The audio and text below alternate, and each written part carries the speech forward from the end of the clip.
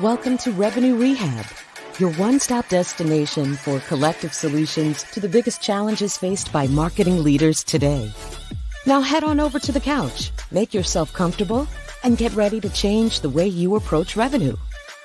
Leading your recovery is modern marketer, author, speaker, and chief operating officer at Tegrita, Brandi Starr.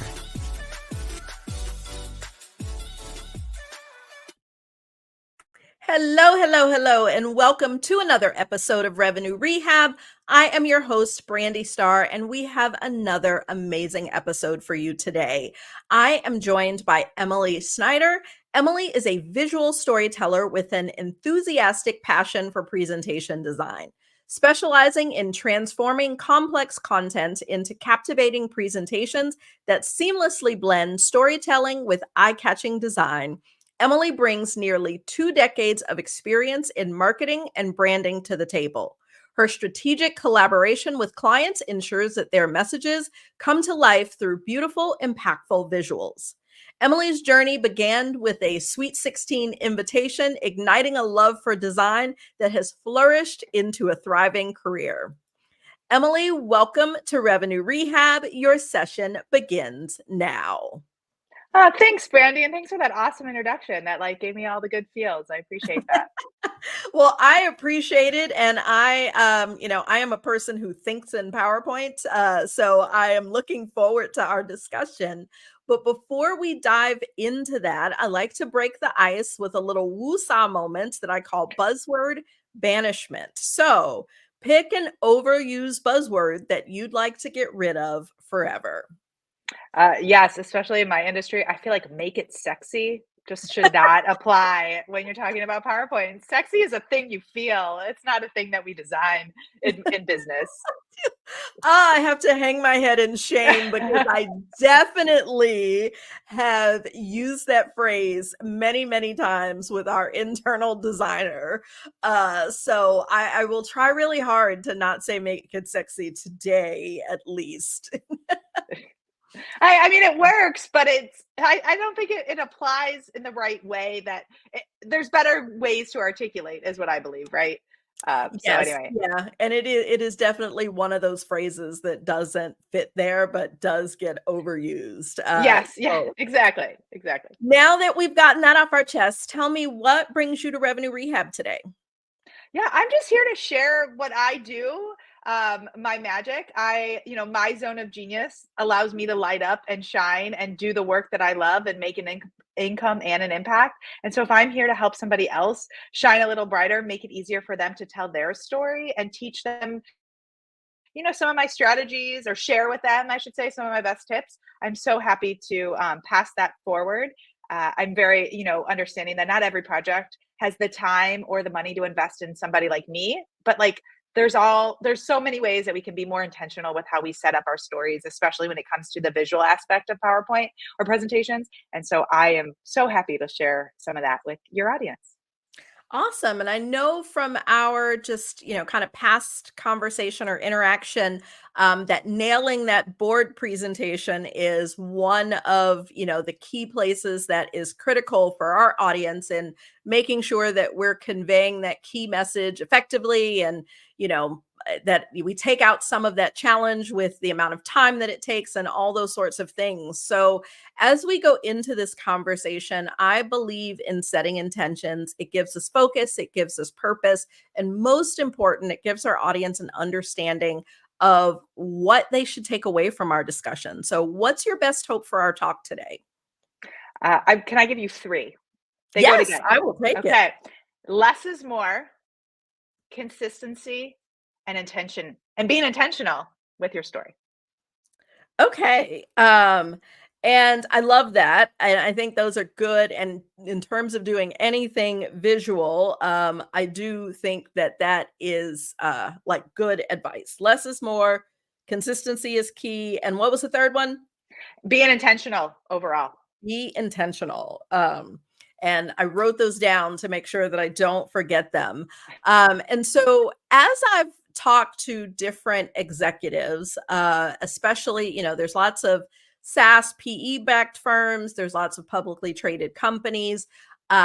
Board presentation time is an extremely stressful time for multiple reasons.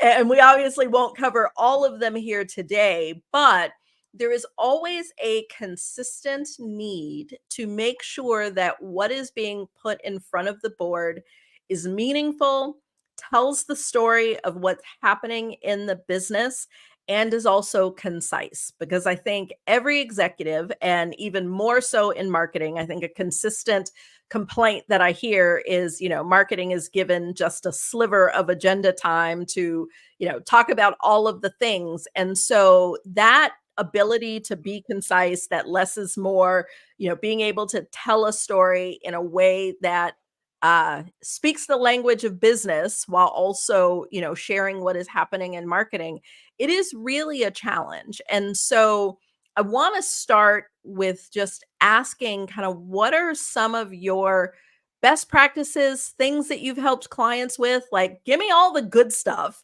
on, because I guarantee there's somebody listening to this who is in the midst of board presentations, trying to figure it out and, make it effective. So let's just start with your advice.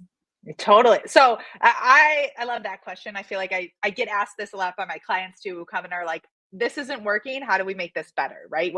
What's the first step? So the first step to me is really articulating who your audience is and understanding what your delivery, where that's going to be and what that's going to look like. When you think about what your audience or who your audience is, there's the main thing you want to go in with is knowing what you want them to feel, think, and do, right? So before you meet with them, while you're in that presentation, and after. And when you can be intentional with that, you can set up your story to really align to what you need them to do, feel, and know by the end. Also, that I think that's something that's super important is just understanding how this is being delivered. Is it a big board meeting? Is it a big presentation room, or in a gallery, right? Or one of those big auditoriums? Or is it just an email? Is it something that's just being updated, but you need to show some visual love to, so that it really comes to life? And so when you have those two things and you know what those are, the next step that I always go into is making sure that the story itself, the content, is really articulated properly. I am not an expert, nor will I ever want to claim that I am the writer, right? I don't provide the content, but I'm really good at refining. I'm a really good rule refinement master. So I can help my clients look at their story and make sure that you're setting it up for success. Once you know your audience, what you want them to feel, think, and do, right? And once you know where you're going to deliver, that story becomes a lot easier to write or to edit. When you start with the end in mind, you set the stage. You're automatically, again, going back to letting your audience know what you want them to do at the end or what you're looking for. And then just like a story, you have your three parts: the beginning, middle, and end.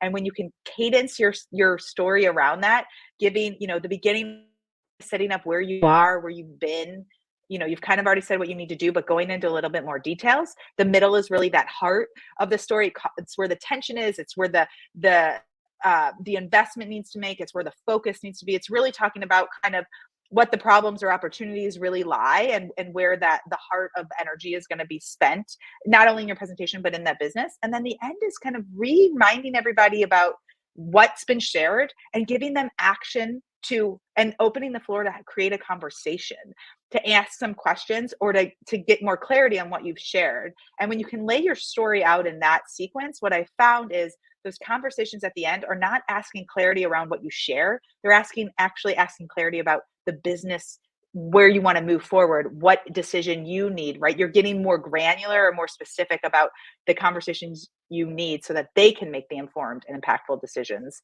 that you need to move your business forward. And so that part is something that I work with my clients on, but sometimes they'll bring it to me. And then the sweet spot is when you talk about the visual story, right? And so the way I approach that is in three parts. You think about slide intention overall, the content itself, and the visuals. This is something that we look at from a totality, from a full deck presentation standpoint, but also each individual slide, because each slide has its own job and its own role in your story.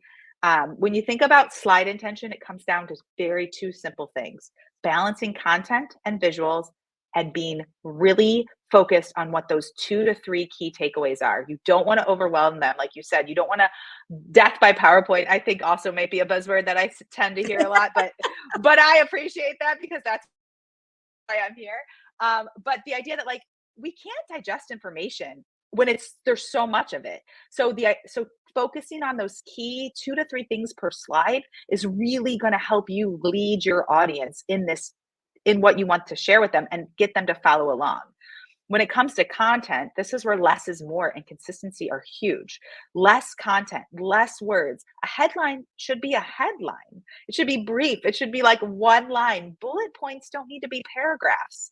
Even if you're going to go bold something, and that's where consistency comes in, treating things similarly, stylizing your fonts, your colors, so that you create a cadence.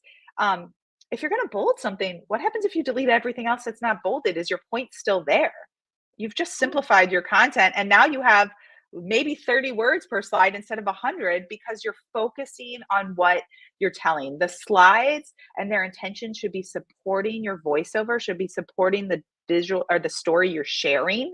They shouldn't be the story, if that makes sense. They're like the background music. I like to use the analogy that I help my clients become the orchestra conductors, right? The conversation conductors. Just like an orchestra, or a conductor in an orchestra tells the different sections when to play their music, how loud, how soft, what comes alive, what doesn't, and they create this beautiful harmony. That's exactly what your slides should do. They should reinforce what you're saying and bring that to life in a beautiful way so that people can hear it, they can see it, and then they can feel it. And in the end, that's like a win if you can get into a room and you can create that emotional connection. You can be that conversation conductor and that leader. And then of course, visuals. I never want to forget those, but visuals don't just mean a picture. They don't just mean a graph. They mean bringing something to life in a captivating way that really draws attention and allows somebody to digest information. So color is a huge way to bring visuals to life. Using the same color when you're talking about a product. If you have multiple products you're talking about in your business, every time you mention that product, use the same color. When you stylize or you're calling out data, maybe it's just treating things in a really bold way and designing them in a visual, impactful way that supports the key point you're making. And what I found, and what I think is an amazing fact, is that we are 65% more likely to retain information when it's visually designed. So the power of taking a bullet and making it into something that stands out, again, a data point, and saying 91% of consumers believe XYZ, if you can highlight that and it's not just in body copy and it's that 91% stands out, it's bold, it's in a color that resonates with that product like we talked about, you've made such an impact. And now people are going to remember that. They're going to hear what you say and they're going to visually see it on the screen. And that impact is what you need and is the sweet spot. Icons, pictures, charts, anytime you apply those to your deck, you want to create consistency. You want to use them intentionally, find a style and repeat that. Pictures can sometimes be all black and white to make a really great story, or icons or illustrations. Create consistency with the stylizing of how you choose and what you pick, because again, that consistency and simplicity allows your audience to really listen in and focus and use your slides as the background music. And then the last point, I know there's so much here, but when you talk about data, sometimes again, less is always more is again one of my key principles. Less is more. You don't always need every data point. You don't need to show every date. If you're doing an X and Y chart, can you simplify those axes? Can you only highlight the key numbers in that chart or in that graph that you want to talk about? You can show them all, but if you can emphasize and draw attention to where you want your audience to see, you remove a lot of that confusion and you allow the conversations or the questions at the end to be around the topic and the information that you want it to be, and not confusing them with all of the stuff that could be there. Yeah, and I think you hit on a lot of great points Yeah, there. I know, thank you. Sorry. I was working on a PowerPoint right before we got on, and there's a few things I'm like, oh, I got to go back and change that. So this is always helpful. I love when I can learn from my guests as well.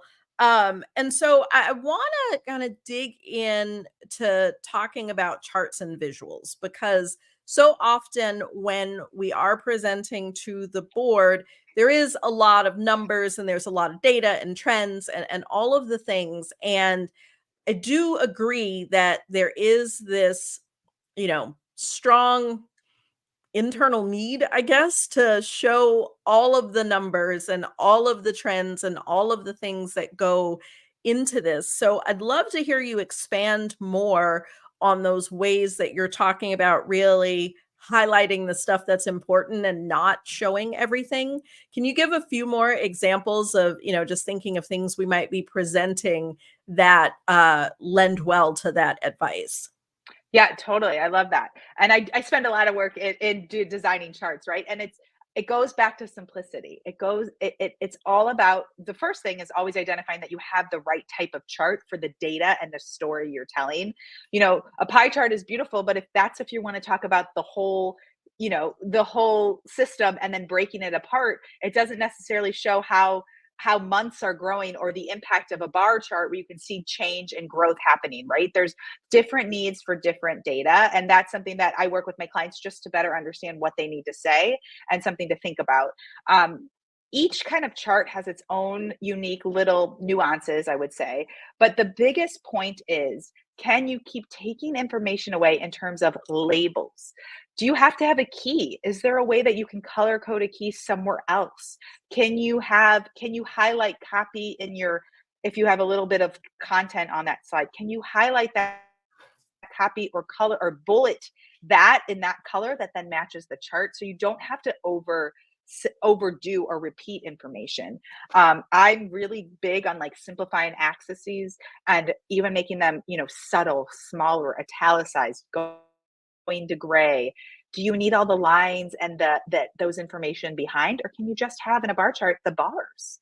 And then can you put your data in the bar, so you don't have to have, I've seen it where clients will provide the table right from Excel and the bar chart, like the design chart. Do you need both? What is one doing that the other is not? How do you take away information to really focus on what you need?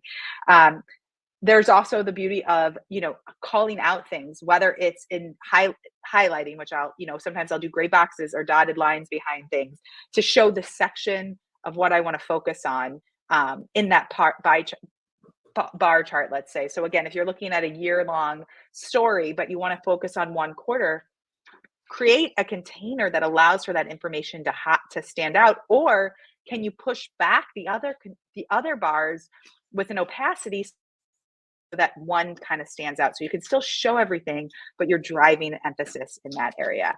And then sometimes some of the things, people will want to call out changes at the end, and they'll kind of, or put like all the data on, if you have a dot line chart in a way. And I'm a big emphasis of like, can we tell the story visually, and then on the side call out all those things. So again, we're creating consistency and simplicity by grouping like-minded things together that still are connected to the data, but allow it to kind of sequentially tell that story. Again, we read left to right. So how can you keep the eye moving? Because that's how we naturally will view things. Yeah, and I like you've said sort of repeatedly in different ways, keep taking away things to see, like, is the message still clear? And I think when there is so much that we're doing in marketing and revenue that we want to put out there, I love that point of what, like, if we take this away, is our message still clear? Like, what can we keep taking away till we get to the point that it is simple, but also still really leaning into the message? Yeah, that's actually an exercise I learned early on in my career when I worked in a marketing agency with the copywriter, and we were designing point of sale. And it was like, whether it was the words itself or the visual, what can we, you do that exercise until you basically get to the point where like, okay, it doesn't make sense anymore. Then you add the last thing back in, right? That's how you kind of know your bar. So it is really fun. I also, going back to like the idea of like 2 to 3 points per slide, I'm a big component of more slides with less on them. It also it allows you to talk about, really focus on what you want to say. Now your chart might stay the same, but what you focus on might, you might play with that, again, color, opacity, blocking.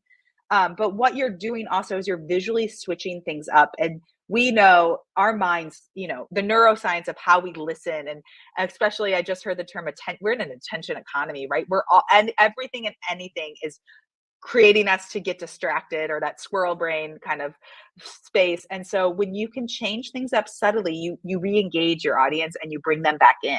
And so if you keep that story really, sequential and in that flow, they can come back if they have wondered, or if something triggered and they have an idea. When you change that visual, they're going to get stimulated, like, oh, there's something new, I'm re-engaged. And so those simple tactics really do help, again, keep your audience engaged and drive you as the leader and the thought leader, to move forward. Okay. And I want to go back to something else that you talked about to dig into it a little bit more as well. So you talked about the beginning, middle, and end. And, if I think about how many board presentation scenarios go, usually there are slides and things that are sent in advance of the meeting so that the board members can kind of absorb and analyze the information. And then there is whether it's a Zoom or everyone in a room, virtual or in-person room, and you are able to present those things and they're able to ask questions. And some of the challenges that I have, heard others express with how they lay those slides out is they only get the option of one, like they can't do a, send version and a present version. And so there's this balance of, I need to put enough on the slide so that without my commentary, they can make sense of it. But I also don't want to put so much on the slide that it's hard to make sense of anything. And so, thinking, well, that question is more slide to slide, but I also want to kind of talk about that beginning, middle, end transition of like, how do we, when your presentation has to stand on its own and be absorbed, and also be presented, how do you balance that storytelling, beginning, middle, end, what's on the slides? Because I think that's one of the challenges. It's like, we know the story we want to tell, we know what data we have to support it, but how do we craft that in a way that fits both scenarios? Yeah, and that is definitely a challenge, right? Because you're kind of looking at, from, if you think going back to like where your audience and your delivery, those are two different needs. And so it is totally a challenge. I totally get you. Actually, I was just reading a book this week about Slideology by Nancy Duarte, who is one of like the most influential presentation designers these days. And she made a suggestion that I actually haven't thought of. So I just share it if it's possible, is put your voiceover or put some more detailed in the notes. And then when you send that slide, you have your single slide, but you can have your notes in like your more like all that, whether it's your script or just more detail in the notes so people can digest it. You can even kind of save it out from PowerPoint, in notes view. So I was like, oh, that's actually a great way to help somebody plan ahead, but still be able to kind of craft it the way they want. But this is a great question, because really what it comes down to is understanding what is really important, what your sequence is, even in a slide. Where do you want them to look first, look second, and look third? And that's where the power of visuals come in, and understanding how we digest information. Blocking things, creating different sections can be one way. I use a lot of, gray is a great subtle background color, but it allows containers. This is where stylizing your headers or things like minded. So again, you can have multiple points on a slide, but if you start to treat things, I have a subhead, and then I have some bullets and maybe some body copy, but I break things apart, little lines to divide. You can use graphics to help break the space apart very subtly, very simply. That will allow you to have more content on there without overdoing it. And again, sometimes if you have to put everything on there, it could be a choice of what the hierarchy, right, of communication and the sizing of things. So not only is it placement left to right, but it's sizing. And then when you can group things by containers, creating icons that can subtly go next to things, again, that are kind of, here's our three things, and now we're going to break them down. And there's no shame, to be honest, in kind of looking up to like other inspiration slides. I get asked a lot, like, how is AI affecting my work? I don't think AI is ever going to overtake the touch of a human, right? And AI is powered by humans, but there's so many great resources and just tips or tools. Just Googling how do I show 3 parts in a nice way can give you some ideas of how to break content apart. And so there's definitely great resources, out there that can be a tool to help guide you to inform decisions. Okay. And my last question is just a little bit in a different direction, because I do know you're like me and work with a variety of different clients. And so you kind of see the before and afters, and hear some of those conversations and feedback. And for those, I've heard some people say, oh, the slide design doesn't matter, which, always makes me clutch my pearls.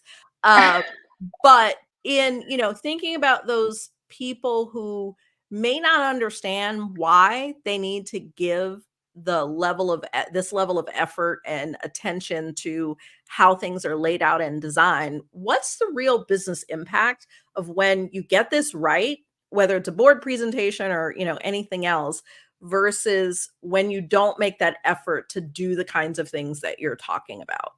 Oh, I love that question. I feel like it's twofold. So the first part is you get the decision, or you can move your business. You can help be, again, the conductor to drive your business where you want it to go, where your vision is, and you can get those people that need to have inputs to follow along, to get on the bus with you, right? You can be the driver, and so you're not kind of thrown out, or your plan or your vision. And again, it may evolve, your path might change, but when you can get everybody on board, it allows that unity and that clarity to really be, it's for alignment. But the other thing that I think is so powerful, and I believe, and this is like part of why I love what I do, is just when you can be a confident presenter, you create credibility, authenticity, trust. You create, right? You show your value. You create a brand essence and a feel, and you start to spark that emotional and emotive connection with your audience. And I believe that presentations are just a one-on-one, or one to like room full, right, conversation. And so when you can start to really talk with somebody and get your story out in a very open conversation way and not at somebody, you're going to drive that success. Not only do you feel more confident, does your point and do your points come across with more clarity, but again, you get your audience to align with where you need them to be, or to at that point where they need the decisions that you need help with. I absolutely love it, and I agree wholeheartedly there. And so, Emily, talking about our challenges is just the first step, and nothing changes if nothing changes. And so, in traditional therapy, the therapist gives the client some homework. But here at Revenue Rehab, we like to flip that on its head and ask you to give us some homework.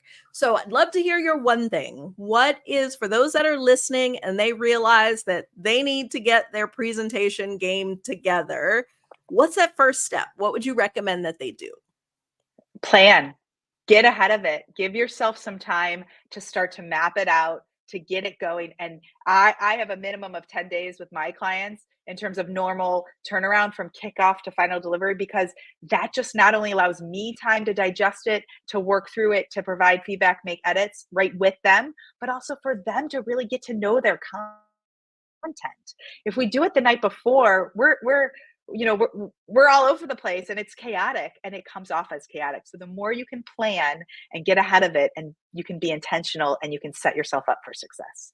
I really like that, because if you think about it, like, based on especially board presentations, like, they're going to happen. Like, you don't necessarily know the date, and there's kind of a threshold. You got to wait to pull the data after, a certain date so that it's fresh and all those sorts of things. But to a certain degree, you kind of know what you're going to be talking about and the story that you're trying to tell. So there are ways that you can plan and start ahead to start to figure out some of those things, and what that beginning, middle, and end looks like, so that, when you're in crunch time, because, we're never given enough time to prepare for those sorts of meetings, Right.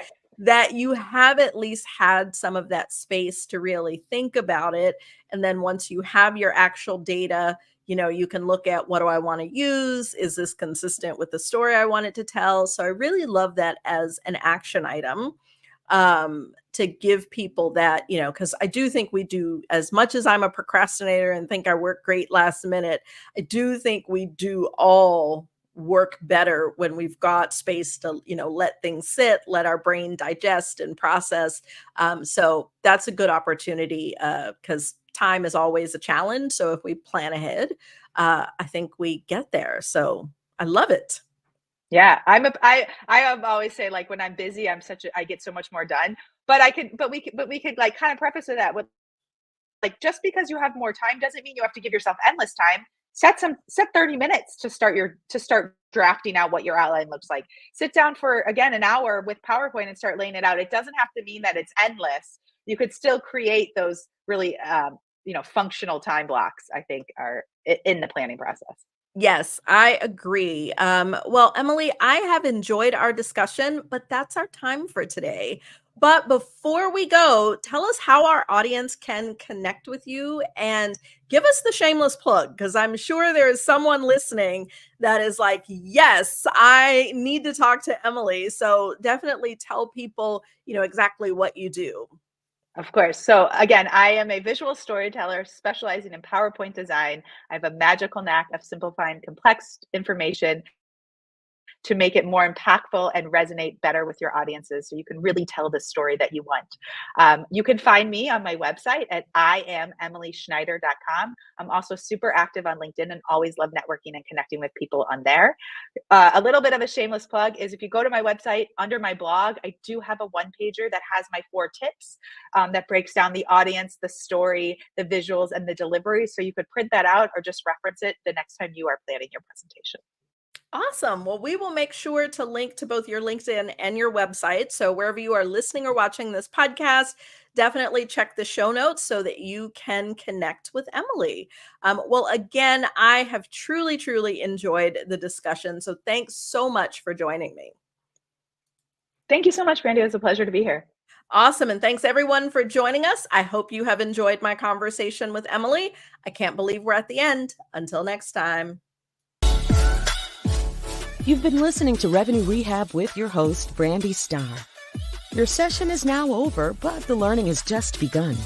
Join our mailing list and catch up on all our shows at revenuerehab.live.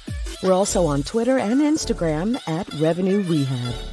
This concludes this week's session. We'll see you next week.